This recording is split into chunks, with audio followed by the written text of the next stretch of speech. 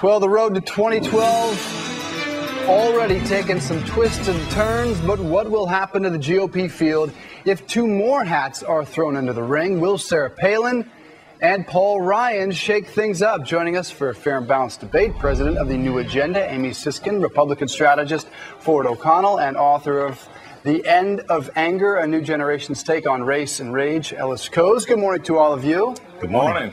Ellis, let me start with you. Sarah Palin, the name that we've heard about for months and months and months, more speculation after the video she released about her Iowa trip. And then she's speaking Labor Day weekend at a Tea Party rally. Will she run?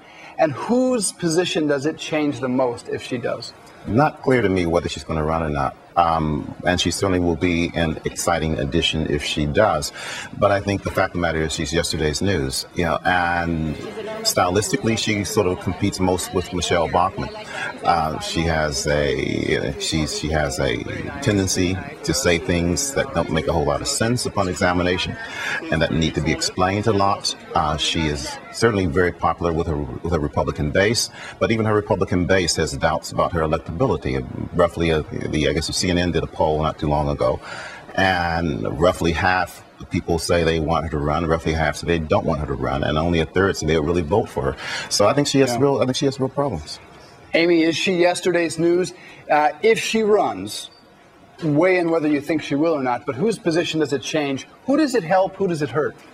I of course, do think she is going to run. Of course I've you thought that do. Why? for a very long time. I just have had the sense for the last year that she was going to run. And I think that, listen, our country is in a position right now where Americans are completely and utterly fed up with government. We have a 13% congressional approval rating.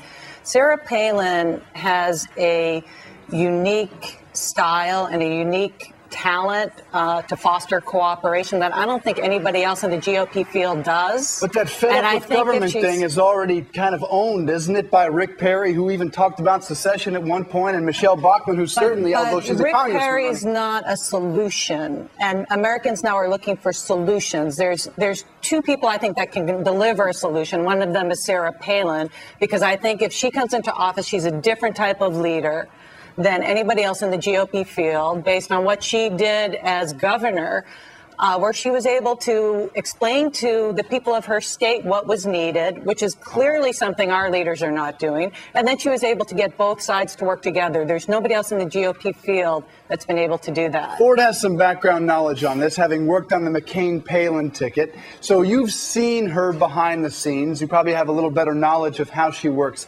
Will she run? Does she have a chance? One high-profile governor said to me that he thinks it solidifies things for Mitt Romney if she gets in. Well, with Sarah, you never know.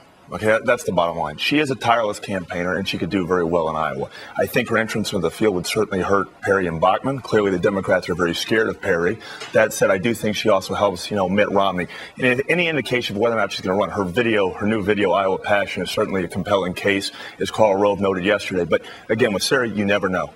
Can she put together a national organization? Does she need it?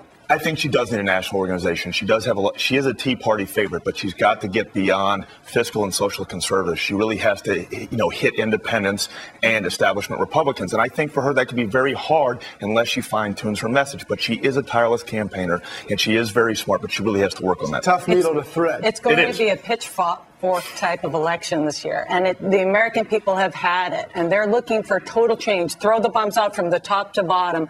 This is a different type of leader at a time when our country is looking for a different type of leader. And I think that she uniquely as well among the GOP field can be socially actually libertarian if you look at her governing record. So I think that will appeal to people who are independents, will appeal to people who voted for Hillary Clinton and are still disenfranchised with the Democratic Party. I think Palin can bring those type of people in uniquely. I get a little worried when Democrats start trumping up candidates, FYI. So, these things worry me a little bit. Let's move to the man. I'm not so sure many people see her as a solution outside of her base, but that's an interesting question. Let me move to the man whose job they all want.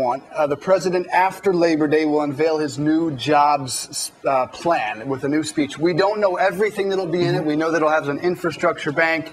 He'll propose some ways to stimulate, to incentivize hiring.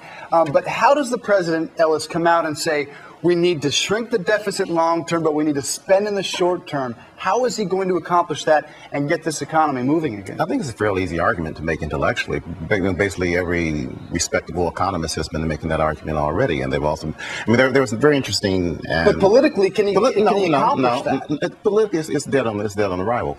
But I think he has to make his case. I think he has to make his case, and I think the problem, even with the debt ceiling debate, was that he was very shy about making his case, and people are waiting for that. So Obama you're looking to stand for up. some more backbone regarding this plan.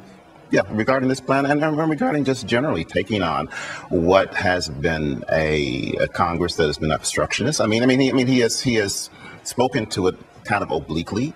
Yeah. He spoke to it a bit more clearly this week during his barnstorming campaign. Well, considering the divisive environment, Amy, does he have a chance of getting any additional spending through?